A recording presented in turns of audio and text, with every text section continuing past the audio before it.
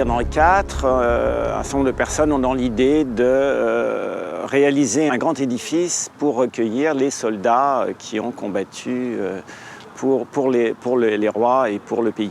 Et cette idée va suivre son cours, et puis c'est qu'à la fin du siècle, à peu près 1670, que Louis XIV met à exécution ce grand programme, qui est vraiment un programme étonnant, parce qu'on est à la fois quasiment dans un hôpital, dans une caserne, c'est des militaires tout de même, dans quelque chose qui tient vraiment de tous ces programmes réunis, et puis d'un élément complètement royal que sera l'église du Dôme.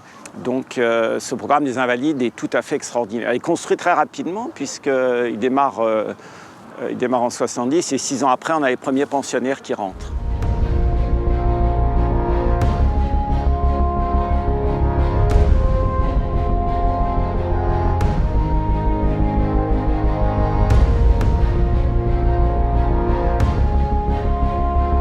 On travaille actuellement sur la cour d'honneur en 4 tranches de travaux qui ont lieu à peu près tous les 2 ans, donc sur une durée assez longue. Et quand on arrive dans le lieu, on a une petite idée de ce que sont les Invalides, mais on découvre l'importance extrême institutionnelle de cette cour.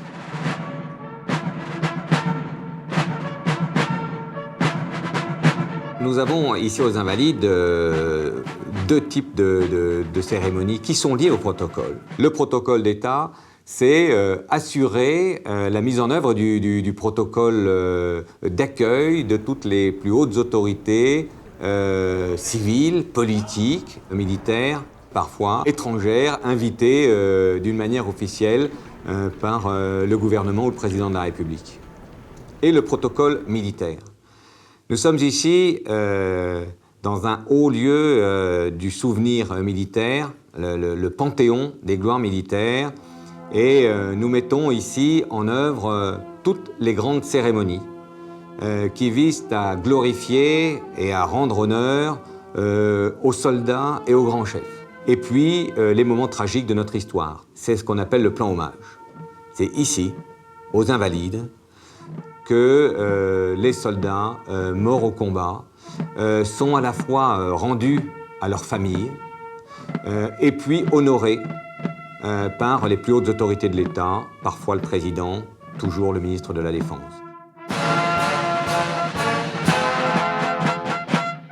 C'est vraiment le centre, en quelque sorte, institutionnel des grandes cérémonies de la République. C'est très impressionnant, très émouvant. Évidemment, organiser un chantier dans ce cadre, ce n'est pas facile tous les jours, d'autant plus qu'on est également dans un très grand musée et que ce musée organise ici beaucoup d'événements. Toute la phase préalable de chantier, de préparation et des premiers mois était vraiment la mise en place de l'organisation pour que le chantier se déroule avec la moindre contrainte par rapport à l'utilisation du site, et notamment par le montage de l'échafaudage et sa mise en place sous un bâchage avec la photo de la façade pour que ce soit le plus discret possible, et d'autre part dans la mise en place des circulations, puisqu'en fait on a mis en place des tunnels de circulation pour que le public finalement traverse notre chantier à travers ces tunnels et puisse encore continuer à utiliser le site dans toutes ses fonctions. Sur ce chantier, on travaille en étroite collaboration avec un pilote qui est en fait le coordinateur, on va dire, de l'ensemble du chantier. Sur ce chantier en particulier, donc on a une durée des travaux qui est de 12 mois. Dans ces 12 mois, on a 2 mois de préparation.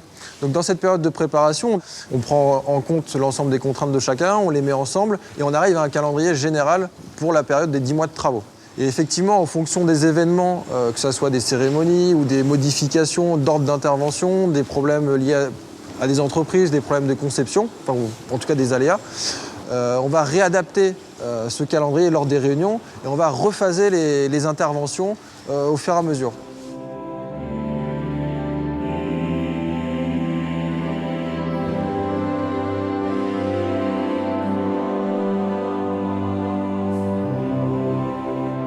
En fait, ici, nous sommes dans la galerie du premier niveau, sur la partie du bâtiment qui n'a pas encore été restaurée. Ce qui est intéressant, c'est qu'on peut voir les planchers avant le traitement de renforcement, qui est quand même un des points forts structurellement de ce chantier de la cour d'honneur.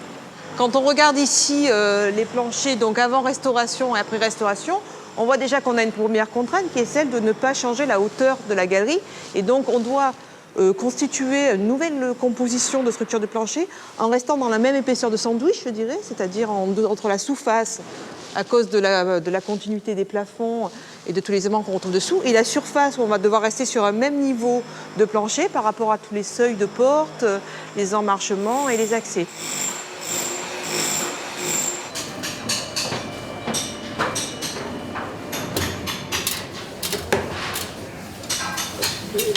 On avait besoin ici sur ce plancher de gagner en épaisseur puisqu'en fait on a démoli une simple dalle de béton et qu'on a remplacé en fait par un complexe où on avait à la fois une nouvelle dalle de béton plus performante techniquement, plus une étanchéité à mettre en œuvre et des terres cuites qui sont posées sur une chape mortier de pose. Donc en fait la petite astuce qui a été trouvée c'était de descendre ces solives bois pour gagner sur l'épaisseur du plancher. C'est-à-dire qu'aujourd'hui vous avez une poutre qui est à la même altimétrie que précédemment. Elle a par contre été renforcée par des fers supplémentaires que vous voyez ici et largement boulonnés sur les précédents. Et c'est ce qui nous a permis de gagner de 6-7 cm, qui était l'épaisseur supplémentaire nécessaire dont on avait besoin dessus pour faire cette nouvelle dalle.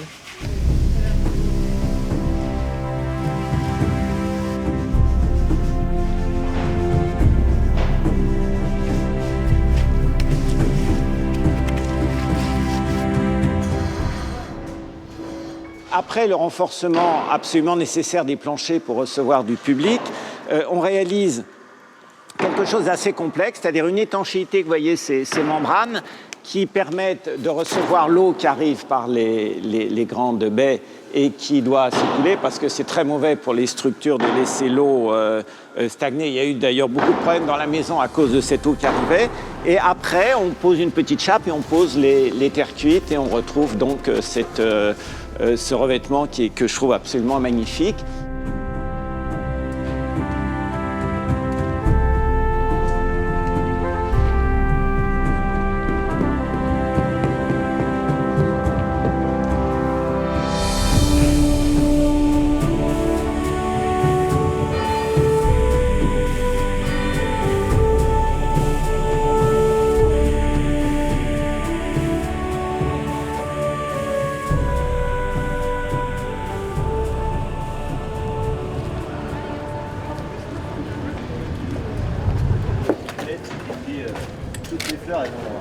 Nous avons saisi l'occasion de la restauration de la cour d'honneur elle-même pour déposer la statue, ce qui permettait à la fois de la mettre à l'abri pendant les travaux portant sur le bâtiment, mais également de lui faire subir une restauration légère dont elle avait besoin. La précédente restauration remonte en effet à 1910 et elle a été suivie immédiatement donc, de l'installation de la statue aux Invalides en 1911.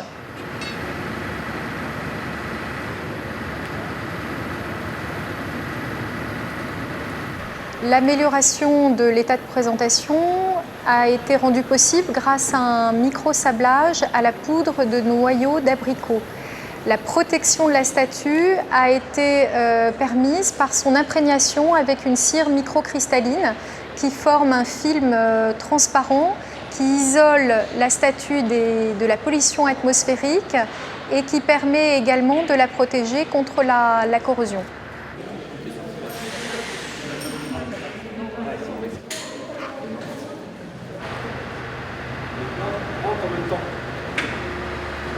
La statue a d'autant plus sa place aux Invalides que l'empereur lui-même s'intéressait beaucoup à l'institution et au bâtiment. Il s'est rendu à plusieurs reprises aux Invalides pour y visiter les blessés. Il a également fait restaurer les bâtiments sous l'Empire, à la fois pour réparer les dommages qu'ils avaient subis durant la Révolution française, mais aussi tout simplement pour réparer les outrages du temps.